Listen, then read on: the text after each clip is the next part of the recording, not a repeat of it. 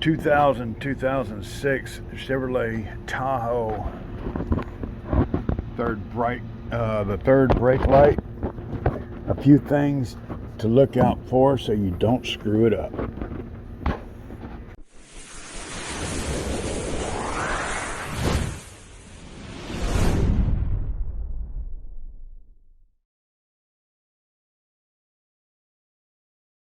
Hey kids, there's a bunch of videos on how to take these things in and out.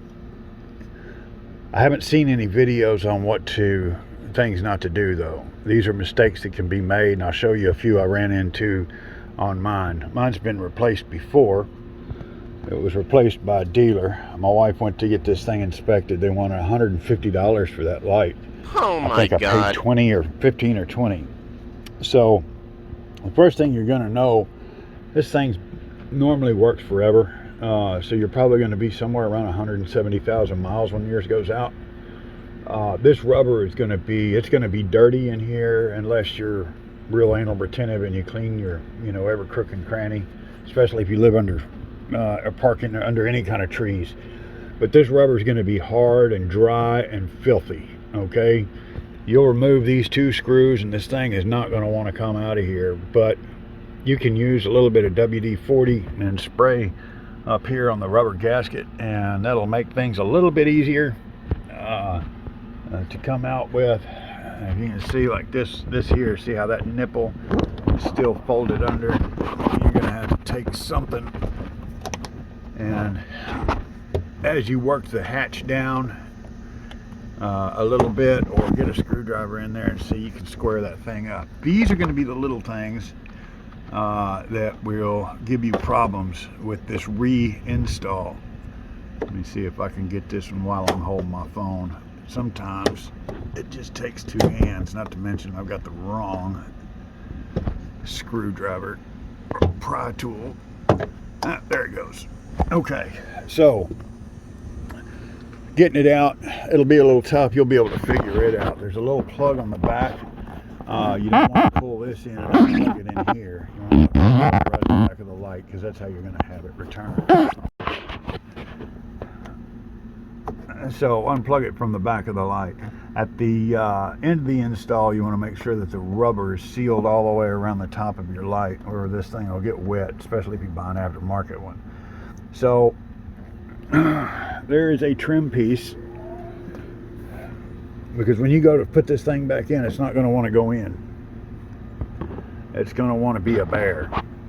This trim piece right here, if you have it on your truck, this thing is glued to the glass, and the only way to get this off is to cut the glue, roll it up, and pull back, because there's slide tabs. You do not need to do that for the reinstallation as much as you may think you need to.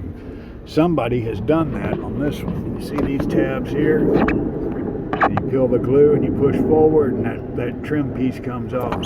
So these are good. This one's good. Look at there, that one's broken off.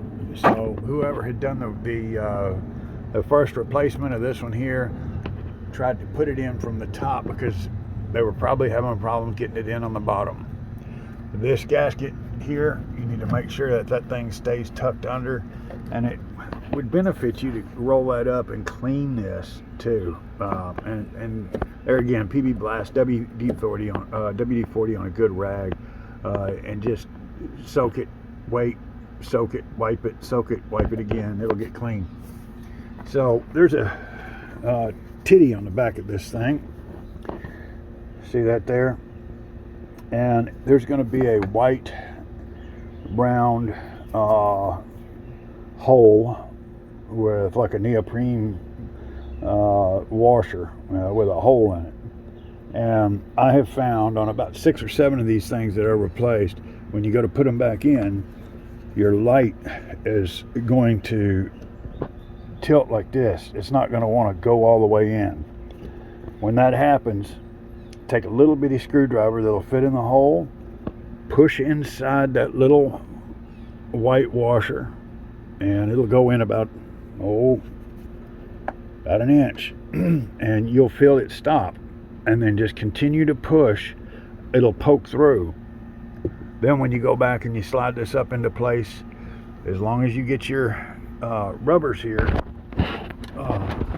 where they're supposed to be, it'll fall into place and you can pop your 2 screws in and be done with it. Okay, that is the biggest mistake that people make, breaking these tabs, not being able to get this back in, because this thing has got to be seated all the way up in. If you can see a gap at the top of this light between your truck, it's not installed right. Now, to mention, if you don't have it installed right and you go and roll this tailgate down, a good chance you're going to break that lens. The last thing I'm going to cover is taking this piece of trim in and out. If you notice, there's a deal that says front right there and an arrow, so you can't really screw this up, but you can screw it up taking it out. People try to yank these out too fast. They stick all kinds of screwdrivers in there, and they end up prying sideways, and they break these tabs, and these little metal pieces will come off, these little metal keepers. Metal keepers will come off. You can just put them right back on, but you don't want to break these tabs. You've got 2 guide pins, okay, and we've got an arrow with the word front right there. So if that's pointing to the front of the vehicle, you take your first guide pin,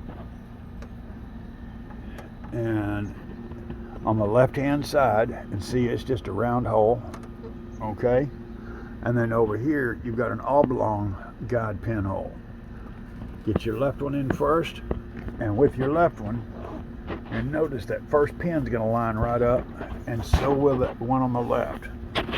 Just kind of ease up on it like that until you hear a click, and go to your left and click. If you feel it forcing against you, stop. You got something wrong. But see, now this is just hanging there, but it's all in over here. Now we want to work from left to right, but before we start trying to click these ones in the middle, get that pin lined up here, and then push up right there. And now you can come and you can see that the pins lined up, the clips are lined up, and then just tap it like this.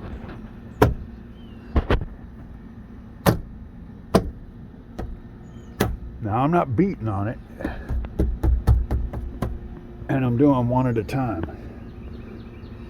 If you look for those 3 things, you'll be successful, and you won't have problems with your third light install. If you have to replace this, you're getting ready to spend some money, cowboys and Indians. Y'all be good. Got to know Joe Hobbies here in Spring, Texas.